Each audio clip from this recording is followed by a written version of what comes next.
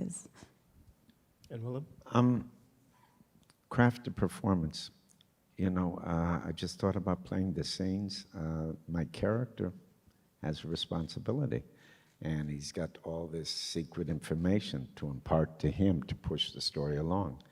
And that text is very rich, and it's very complicated.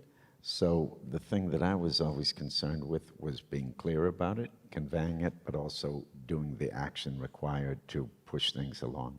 I like the character very much because who he is initially, who you think he is very different than what is presented later and what his relationship is to these other parts of the story. So to craft a performance, that's tough to say.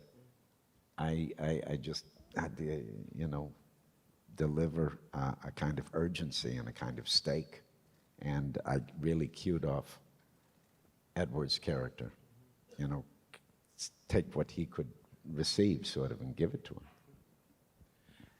I thought of Willem as the Obi-Wan Kenobi of mid-century New York urban policy. He's the Jedi Knight in rags, who and if there's anybody who I felt could sort of seem a little crazy, but then actually be a really good person, it was Willem. What is he trying to say, Willem?